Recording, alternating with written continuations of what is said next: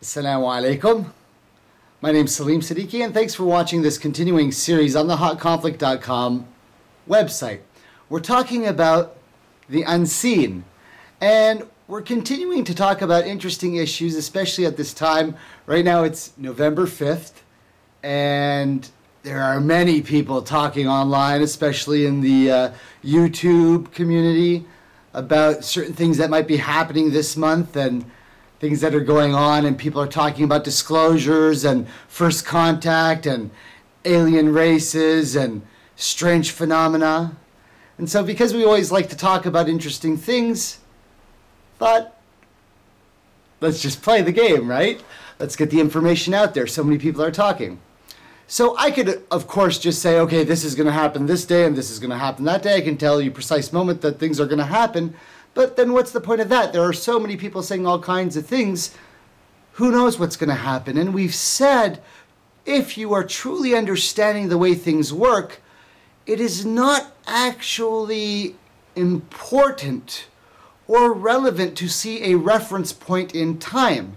Somebody who is placing a reference point on the time spectrum clearly doesn't understand what's happening, because time in and of itself is not one of the foundations that we use for understanding. And we've been telling this story of truth and talking about some of the ways to understand the story, and that the story itself is a map. And if you're understanding the story, then you can read some of the signs for yourself. And since I'm claiming and saying very clearly that the world is changing, and we've been talking about this process of ascension, and we're talking about light workers and all different kinds of people, but one of the things that I've been doing is telling a story from the Muslim point of view, using the Quran and the Prophet Muhammad's guidance to explain it the way I see it, and showing you how some of the details that we have reference so many of the things that people in the light worker community and even the UFO disclosure community are talking about, but explained in a different context that give you a better understanding. And of course, the challenge must be made that if that is the case, of course that should be true. If the Prophet Muhammad is the seal of the prophets, the final light worker of all those sent in the Brotherhood of Light, as ordered by the Lord Most High, with the final word of the Lord, the final revelation, not the Old Testament or the New Testament, but the final testament, and a prophet who showed us by his example the way of understanding as a map maker, his path, his methodology, his sunnah, or his understanding of the signs as interpreted by his living with us, and his revelation of the scripture through the Archangel Gabriel. If you understand that as a concept, then we should be able to say, then the people who have that knowledge should be able to tell you the signs and show you what the story is about, to even tell you what people are talking about in coming first contact in other races. Now, I've been talking about other races and jinns and other beings and other humans in various forms from the beginning of the story. And so if people are talking about when first contact is going to be, and I'm claiming that I understand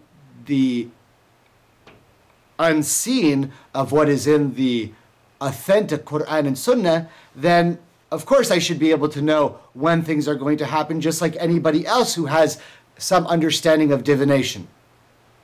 But if my story is true, and that I'm telling you that by telling you the story of truth and now explaining and deciphering some of the unseen parts in each of the prophets, then I'm claiming that you should have already heard from me when first contact is going to be, and I should have already told you, because if the story of truth is the proper map for a light worker at this time, told by someone who understands it from the legacy of the final light worker sent with the authority from the Lord Most High, then if I told that story the correct way, the information that you're seeking is already there. So, did I already tell you when first contact was going to be?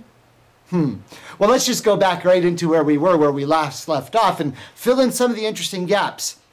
We said we're in a world of duality. We're in a world of darkness where people are not remembering that they have a soul and there is a higher connection. And we're starting to see people talking about that. We're realizing that there are changes going on in the earth. And we're calling this process of ascension. Many of the people in the Lightworker community know this process. In Arabic, we know the process as being one that is termed from the night journey and ascension, Isra and Mi'raj, of the last and final messenger, peace and blessings be upon him. And we're saying that there are certain fundamentals to understand that there is a Lord, Creator Most High, light of all lights, the source of all that is. And he has created angels of the light, and he has created other beings called the jinn of various forms and kinds and levels, and that there are then us humans, right? We understand that, and we have souls, and there are prophets sent to all the communities, and they have scriptures and books, and there's a final day of judgment, and there is eternal punishment and reward of everlasting bliss or torture for those who refuse to accept the light by the end of the whole process, which is not at the moment, by the way, right? We're talking about the actual final day, that which we call the Day of Judgment. And that all of this is by the Qadr Allah, or destiny, fate, plan. Both the good and the bad and everything that we see is a pattern, a structure, a matrix, a organized system. Not random, not coincidental. Everything being where it is because there is a reason. And so going back right into the unseen, we've talked about some strange issues. We've talked about the fact that this earth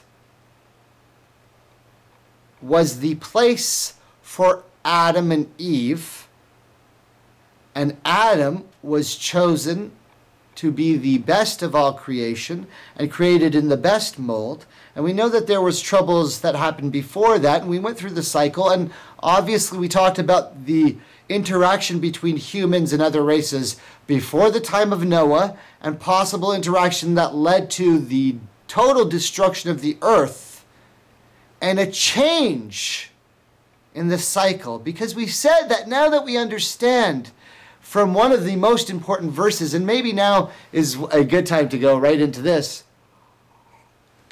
especially for Muslims who have had a hard time understanding this concept, is the verse وَفِي السَّمَاوَاتِ سَبْعَ سَمَاوَاتٍ وَمِنَ الْأَرْضِ مِثْلَهُنَّ, that there are 7 levels of the skies or heavens, or 7 tabaqat or levels of the skies, each one huge and vast compared to the next level, and of the earth the same.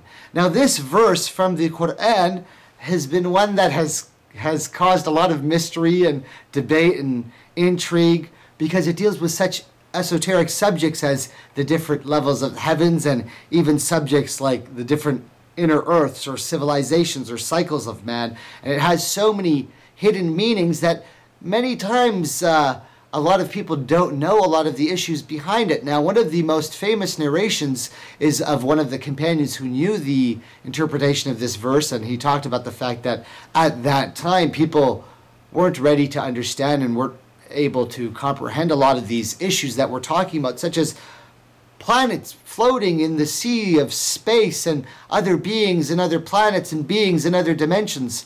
The vastness of everything compared to just a few hundred years ago or even 1,000 years ago, and people's understanding at that time of modern man, as we call modern man of our day and age. It was hard to understand a lot of these concepts, yet there were still people who understood these things. And so one of the companions, after the passing of the way of the Prophet, said before his own death, he wanted the knowledge to be passed on, that one of the things that this has to do with is that there are other Adams and other Ibrahims and other Muhammads like our own on this planet elsewhere.